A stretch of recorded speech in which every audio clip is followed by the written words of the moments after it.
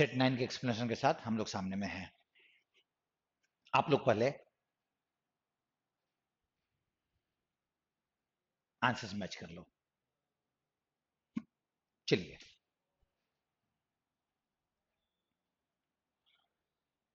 एक चीज है, अगर आप ध्यान दो, आपने आज के पहले 8 सेट आपने पहले बनाया। इसमें अगर आप सारे क्वेश्चंस पे अगर नजर डालो तो आपको एक चीज दिखाई पड़ेगा कि क्वेश्चंस के पैटर्न बहुत नए नहीं हैं, और जो नए भी हैं वो basically bye and large understanding based questions हैं। गेटिंग? तो आपको एक चीज ध्यान रखने का है कि अगर आप बैंकिंग के क्वेश्चंस वही आ रहे हैं, तुमने जो बनाए, यहां भी फिलर है, इसमें से एक को देखना है, तो तुम्हें अपने अंडरस्टैंडिंग को, इवन ग्रामर के क्वेश्चंस भी, डबल फिलर के क्वेश्चंस भी अंडरस्टैंडिंग बेस्ड ज्यादा है। वो मैं अगले सेट से शुरू कर रहा हूं, और हम लोगों को सेंटेंस अरेंजमेंट पे थोड़ा सा वर्कआउट करना होगा। तो आपको अपनी अंडरस्टैंडिंग को शार्प करते चलिए, फर्स्ट थिंग। सेकंड वन, कि वेराइटी ऑफ क्वेश्चंस का प्रैक्टिस करिए, और सॉरी, और ये मत ध्यान दीजिए कि आपको गेस करना है, आपको क्वेश्चंस को सॉल्व करना है। नाउ अभी इस क्वेश्चन को देखो आप।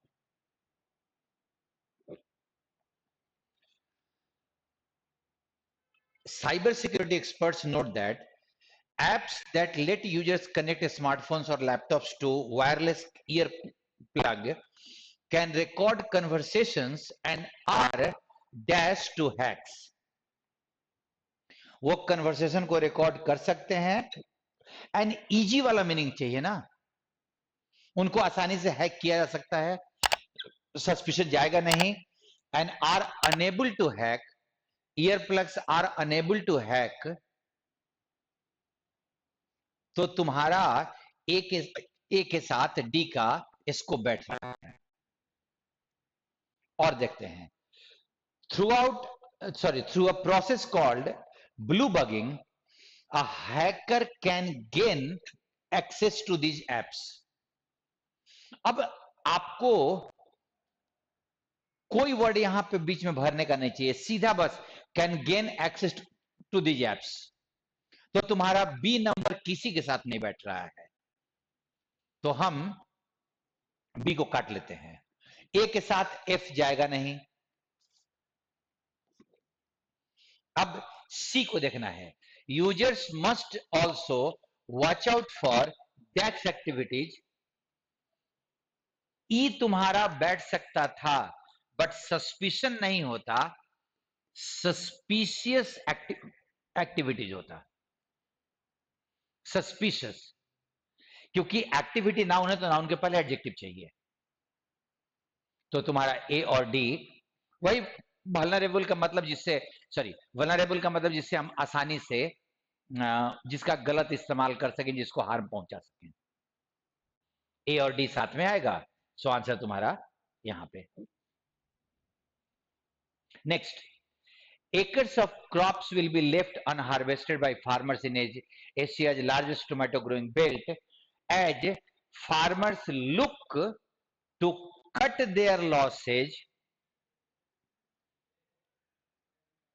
अब यहां पे एक प्रीपोजिशन चाहिए था, through, by, registering a bumper yield this year.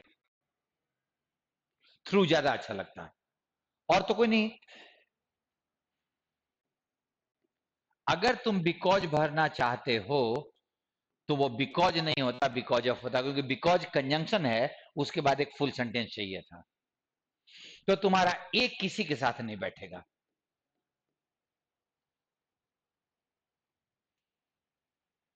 अब तुम बी को देखो, after the pandemic they expected to resume their exports but much to their dash वो चाहते थे कि उनका एक्सपोर्ट फिर से शुरू हो जाए, बट यहां पे एक जरा ध्यान देना, निगेटिव वर्ड चाहिए, पॉजिटिव वर्ड नहीं चाहिए, और वो कोई नाउन चाहिए, क्योंकि देयर के बाद कोई नाउन आता है। सो इन अ वे यहां पे एक नाउन चाहिए, और वो नाउन निगेटिव वर्ड का चाहिए। They have failed. अब तुम्हारा बी के साथ और कोई नहीं बैठ रहा है, तो तुम्हारा ये गया। अब सी और ई को देखो। All that tomatoes field are destroying. Tomato field are destroying with या आर डिस्ट्रॉयड, एक्टिव या पैसिव? सो कोई नहीं लगेगा, और answer is none of this.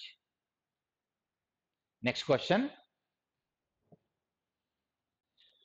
Businesses reopened and testing requirements were relaxed in Beijing. Businesses खुल गए, testing का जो रिक्वायरमेंट था वो रिलैक्स कर दिया बीजिंग में, as the country tentatively dash out of a strict covid policy, zero covid policy. As the country, ध्यान देना कि एक यहां पे अगर भर्व डालना है तो V5 चाहिए, और V5 तुम्हारा F नंबर हो सकता है, तो हम ए के साथ एफ को, इज मतलब आसान करना, तो जब कंट्री ने मतलब चाइना ने डैश आउट, और इज के साथ आउट लगना है नहीं है, लेकिन रख सकते हो इसको, ए एफ को हम रखते हैं, दैट इज यहां पे है। ए के साथ ई तो जाएगा नहीं। अब जरा देखो, local authorities across China have begun a slow dash of restrictions, slow dash of restrictions. अब ए लगा है तो नाउन चाहिए। अब तुम्हारा ए के से बी के साथ ई बैठेगा, स्लो मैटर। सी के साथ ई बैठ सकता है कि नहीं? डी के साथ ई जाएगा, स्लो रोल बैक हो सकता है। हम देख सकते हैं, अभी रख सकते हैं कि हम बी और डी को एक साथ रख सकते हैं। मेरे को सी नंबर सेंटेंस को टेकअप करना है। In the capital Beijing where many businesses have fully reopened, commuters were no matter required. C के साथ ई एकदम नहीं बैठेगा, तो हम ये कर सकते हैं। अब तुम्हारे को देना है कि ये दोनों, रोल बैक का मतलब होता है कि इस चीज को वापस ले लेना, और ईज आउट का मतलब होता है चीजों को आसान बनाना। तो तुम शायद अगर किए होगे तो तुम्हारा ये ए एफ और बी डी तुम्हारा जा सकता है वो आराम से। ठीक है, अब का क्वेश्चन देखो, ये क्वेश्चन, ये तो तुम्हारा वर्ड स्वैप है। एन के बाद एक वर्ड चाहिए था, और वो भी नाउन चाहिए था। ये बहुत आसान है, मेरे को नहीं लगता कि आपको, ए के साथ तो पी ही आएगा ना, ए के बदले पी आएगा। An amendment to omit the fabric globes and globe which dash 33% duty on certain. तो तुम्हारा ए के साथ पी, और सी को देख लो जरा, सी की जगह पे आर आ सकता नहीं। An amendment was defeated by 277 votes to 113 votes. So आराम से अमेंडमेंट फेल कर गया, वो लोगों ने उसको वोट नहीं दिया, मतलब कम वोट मिला था फेवर में, ज्यादा अगेंस्ट में मिला था। नेक्स्ट क्वेश्चन,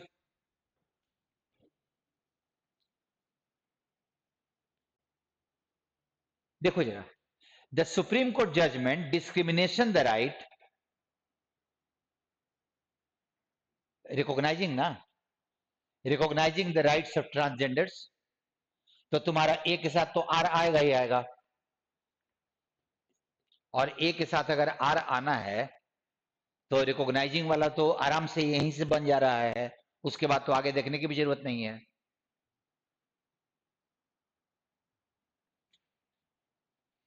नेक्स्ट,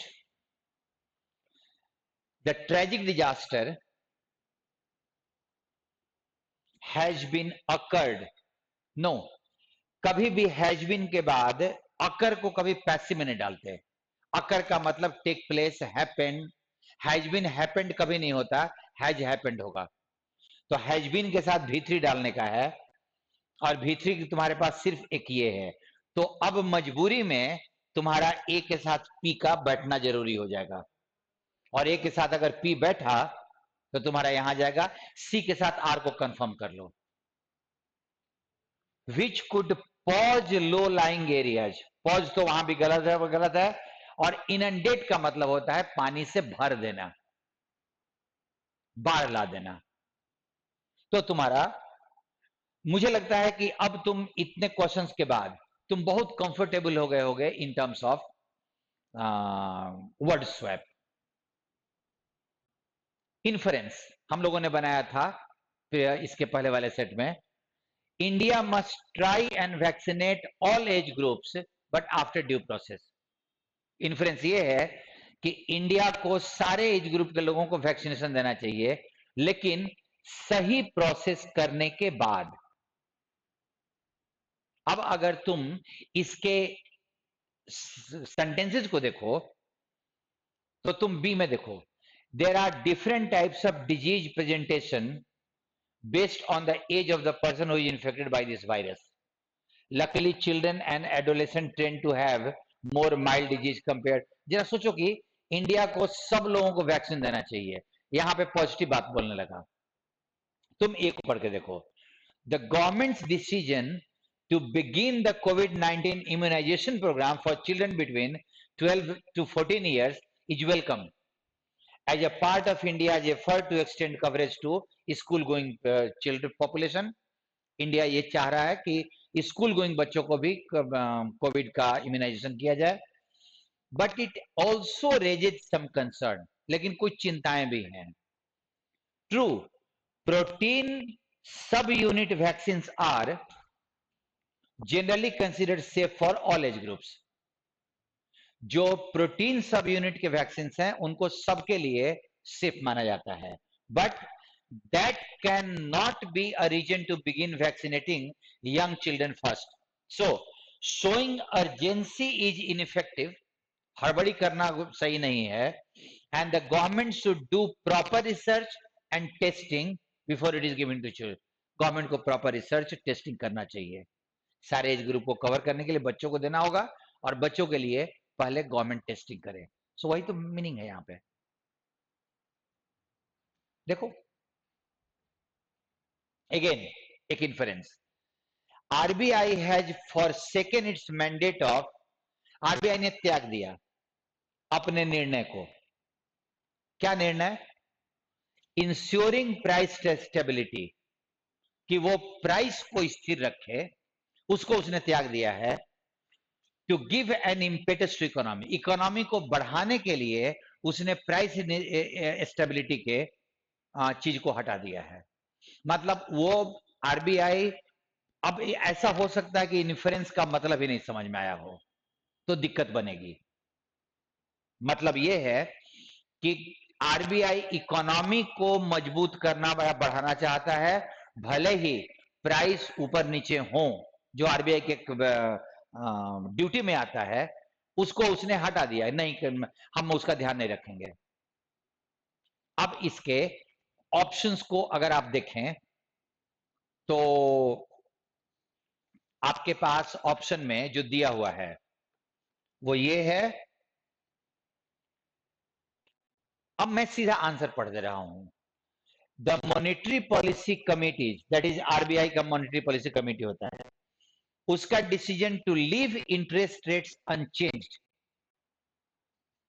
कि इंटरेस्ट रेट को चेंज नहीं करना है, and retain its accommodative price stance, policy stance छोड़ देना उसको अभी। एल्बिट एक बड़ा अच्छा वर्ड है, एल्बिट का मतलब होता है ऑल्दो,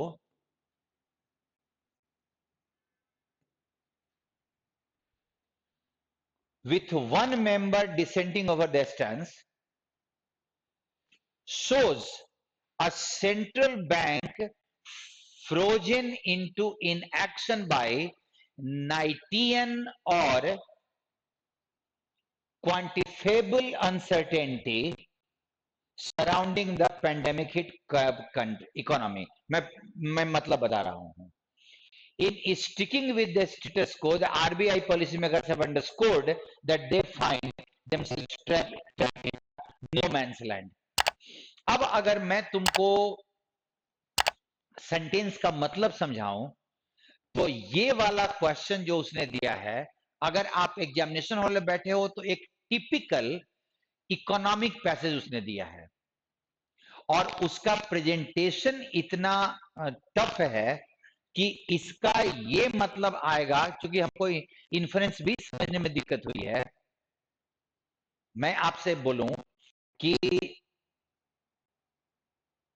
आप इस पैसेज को अगर इसका मीनिंग ये, इसका इन्फ्रेंस ये आ रहा है, मैं इसको पढ़ दे रहा हूं ताकि आप डिसाइड करना, क्योंकि ये इकोनॉमिक्स है और वो इकोनॉमिक्स भी जनरल इकोनॉमिक्स नहीं है, एक एक्सपर्ट का लिखा हुआ कोई इकोनॉमिक सेंटेंसेस है, तो नेचुरली समझने में दिक्कत होगी.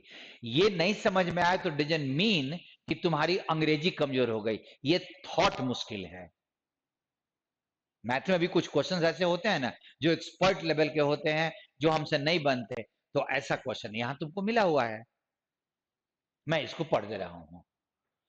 मॉनेटरी पॉलिसी कमेटी, जो आरबीआई की कमेटी है जो मॉनेटरी पॉलिसी डिसाइड करती है, उसका जो डिसीजन था कि वो इंटरेस्ट रेट को अनचेंज छोड़ देगी, जैसा इंटरेस्ट रेट है वैसा ही रहेगा. प्राइस स्टेबिलिटी को ऊपर नीचे करने के लिए इंटरेस्ट रेट को आगे पीछे करना पड़ता है, प्राइस को स्थिर करने के लिए. And retain its accommodative policy stance, उसका पॉलिसी ऐसा है कि चीजों को एकोमोडेट करके चले. एकोमोडेट मतलब होता है कि अगर चीजें कुछ गड़बड़ भी है ना तो हम उसके साथ एडजस्ट कर लेते हैं. और इसके बावजूद कि एक मेंबर ने इस स्टांस को, इस ओपिनियन को उसने उस पर विरोध किया था, लेकिन आरबीआई ने ऐसे ही छोड़ा. इसका दिखा रहा है कि central bank that is RBI एकदम इन एक्शन में पकड़ा गया है. इन एक्शन मतलब निष्क्रियता की स्थिति में पहुंच गया है बाय द अनक्वांटिफिएबल अनसर्टेनिटी. ऐसी अनसर्टेनिटी कि कौन सा चीज का प्राइस बढ़ेगा, कौन सा कम होगा, उसको हम डिसाइड नहीं कर सकते कि टमाटर की कीमत बढ़ेगी कि प्याज की कीमत बढ़ेगी. वो तो मार्केट और सिचुएशन, डिमांड एंड सप्लाई पे डिपेंड करता है. उसी को नाइटियन उसने बोला है. और वो इनएक्शन में क्यों आया, मतलब निष्क्रिय क्यों हुआ, क्योंकि उसको नहीं पता है कि अनसर्टेनिटी को हम कैसे निपटाएं. Surrounding the pandemic hit economy, pandemic जो कोविड के बाद की जो इकोनॉमी थी, उसमें कोविड से प्रभावित इकोनॉमी, उसमें ये नहीं पता है कि किसकी कीमत बढ़ेगी, किसकी कम होगी. इन स्टिकिंग विद स्टेटस को, स्टेटस को मतलब होता है जो जैसे है वैसे रहने दो, कोई चेंज नहीं करना है. The RBI policy makers have underscored that, उन्होंने इस बात को एम्फेसाइज किया है कि they find themselves trapped into a no man's land. वो एक ऐसे जगह जाके पकड़ा गया है जिससे बाहर निकलना बड़ा मुश्किल होता है. वो इकोनॉमी को टारगेट कर रहे हैं कि इकोनॉमी स्थिर रहे, न कि अनक्वांटिफिएबल अनसर्टेनिटी को वो टैकल करें. तुम देख लेना, डाउट लगेगा अपने कमेंट में बताना कि क्या तुमको किसी और ऑप्शन में डाउट हुआ है. मैं इस क्वेश्चन को रखूंगा अगर आपको डाउट लगता है तो. एक बड़ा इंटरेस्टिंग क्वेश्चन था. इसमें उसने बोला कि स्टेट का यूज किस किस स्टेटमेंट सेंटेंसेज में सही यूज हुआ है.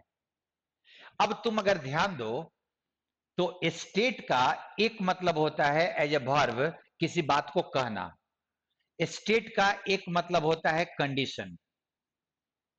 स्टेट का तीसरा मीनिंग होता है condition as a noun. State का तीसरा मीनिंग होता है राज्य. और अगर कभी ऐसे कैपिटल में लिखा हुआ रहे तो अमेरिका को सीधे द स्टेट्स भी कहा जाता है. यूनाइटेड स्टेट्स ऑफ अमेरिका को द स्टेट्स भी कहा जाता है। So the team is living for the states tomorrow, वो अमेरिका के लिए प्रस्थान कर रही है। सही। ही स्टेटेड अगेन अगेन दैट, उसने बार बार कहा। अब जरा देखना, 1 और 2 तो मैं श्योर था, मैं पहले से जानता था कि ये दोनों होगा। मैं तुमको बता रहा हूं जब मैं इस क्वेश्चन को बना रहा था। तो अब आपके पास ऑल ऑल आर करेक्ट भी है। अब समस्या ये है कि थर्ड नंबर में सेंटेंस का क्या मीनिंग है। I have gone through all the states of the first edition of the newly launch book. ये जो बुक लॉन्च हुआ है नया नया, उसके फर्स्ट एडिशन के सारे स्टेट्स पे को मैंने देखा है। अब क्या स्टेट का मीनिंग किताब की प्रतियां, कॉपियां या एडिशन से भी जुड़ा हुआ है, ये मेरे को नहीं पता था, नहीं पता था। तो अगर मैं तुम्हारी जगह होता, मैं अपनी बात कर रहा हूं जिसको तुमसे थोड़ा सा अनुभव ज्यादा होगा, ये तो तुम मानोगे, तो मैं इस क्वेश्चन को छोड़ता। तुम में से हो सकता है कुछ लोगों को स्टेट्स का मतलब न्यूयॉर्क वाला नहीं पता हो, तो भी बनाने का क्या लॉजिक है। मैं इसको ड्रॉप करता क्योंकि मेरे को नहीं समझ में आ रहा है ये। मैंने फिर डिक्शनरी देखा, और किसी किताब का कोई एडिशन होता है, उस एडिशन की जितनी कॉपियां हैं ना, जिसको जब हम फर्स्ट एडिशन में ही कुछ कुछ चेंज करके छापे थे, कभी कलर कवर पेज में चेंज हुआ, कभी कोई कुछ और में चेंज हुआ, लेकिन एडिशन वही था, उसको स्टेट्स कहा जाता है। तो उस हिसाब से ऑल द थ्री। बट मैं एक चीज आपको बताना चाह रहा हूं कि ऐसे क्वेश्चंस अगर आपके वर्ड से रिलेटेड आते हैं कि वर्ड का यूज क्या है, तो अपने आप से पूछ लो कि क्या इस वर्ड के सारे एस्पेक्ट को जानते हो। एरर करना बहुत आसान है, तुमको सही बनाना है और एरर से बचना है। हम लोग क्या करते हैं, सही बनाना है और जो नहीं बने उसमें एरर कर देना है, ये टेंडेंसी रोकने का है। नेक्स्ट, जैसे मैं ये क्वेश्चन देखा, still I am a bit confused, मैं अभी भी कंफ्यूज हूं उस बात को लेकर। मैं अगर तुमको ऑप्शन दूं कि ई एफ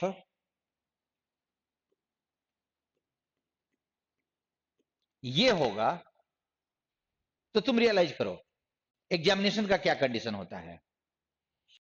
तुम में से सबको पता है कि ई और एफ तुम्हारा फर्स्ट और सेकंड सेंटेंस है, लेकिन उसके बाद तुमको जब तुम बनाए होगे तो तुम बहुत ज्यादा कंफ्यूज हो गए कि किसको कहां रखें। और ये कंफ्यूजन अभी भी मेरे को है, क्योंकि उसने ऐसा क्वेश्चन पूछा है जिसमें इन चारों में से, ए बी सी डी में से, चारों में से किसी को भी आगे पीछे रखा जा सकता है, कोई क्लू स्ट्रेट फॉरवर्ड नहीं मिल रहा है, नहीं मिल रहा है। तो मैं इस पेपर के, अगर ये क्वेश्चन मेरे को दिया जाएगा और मुझे पता है कि मेरे पास 5 क्वेश्चन पूछे जा रहे हैं, 5 क्वेश्चन पूछे जा रहे हैं, इससे फर्स्ट कौन सा होगा, सेकंड कौन सा होगा, थर्ड कौन सा होगा, फोर्थ कौन सा होगा, सिक्स्थ कौन सा होगा, इत्यादि इत्यादि, तो मैं एटलीस्ट 2 क्वेश्चन तो सही बनाया, 2 में तो मैंने स्कोर किया। बाकी 3 को सही करने के चक्कर में मैंने जो 2 कमाया था वो भी मैं अपना गंवा दूंगा। तुम्हारे पास जब बनाने के समय में बैठ जाए, मैं अभी भी इसको एक्सप्लेन नहीं कर सकता हूं कि क्यों मैंने ये आंसर दिया है। मेरे पास ऐसा कोई जस्टिफिएबल तर्क नहीं है। मैंने ये बनाया बट तर्क नहीं है। तुम्हारा भी अलग होगा, तुम्हारा भी लॉजिक अलग होगा कि हम इसमें ये डालेंगे, इसमें ये डालेंगे, बट कोई लॉजिक नहीं है हमारे पास। क्योंकि जब तक सेंटेंसेज में आपस में, इसको पैरेलल सेंटेंसेस कहे जाते हैं, हर का थॉट एक दूसरे से अलग अलग है, सब आरबीआई जुड़ा हुआ लेकिन थॉट अलग अलग है। तो फिर पैरेलल सेंटेंसेस को प्लेस करना, उसने जो आंसर दिया है वो मान लिया जाए। हमको जब परीक्षा में बैठेंगे तो ये बाकी के 4 क्वेश्चंस को हमें ड्रॉप करना होगा, ड्रॉप करना होगा। मैं अभी जो बनाया उसके बेस पे मैं जबरदस्ती कुछ का कुछ बोल लूं, लेकिन तुम रियलाइज करो, बैंकिंग के एस्पिरेंट अगर हो आप या फिर अंडरस्टैंडिंग के एस्पिरेंट हो, तो रियलाइज करो वो बेमतलब का लॉजिक है, इसमें कोई लॉजिक काम नहीं कर रहा है। अगर सेंटेंस के बीच में आपस में कनेक्शन होता तो वो आराम से बनाया जा सकता था। सो मेरा एक एडवाइस कि अगर आपने इसमें 3 क्वेश्चन छोड़े हैं, 2 बनाए हैं, तो यू हैव डन ब्रिलियंटली। आपने स्टेट्स वाला क्वेश्चन छोड़ा होगा, यू हैव डन ब्रिलियंटली। सो ये पेपर कंपैरेटिवली टफ था, कम आएगा। इन्फ्रेंस वाला भी क्वेश्चन मुश्किल का था। तो अगर कम भी आ रहा है तो आप याद रखो ना कि अगर पेपर टफ होगा तो कट ऑफ बहुत कम होता है।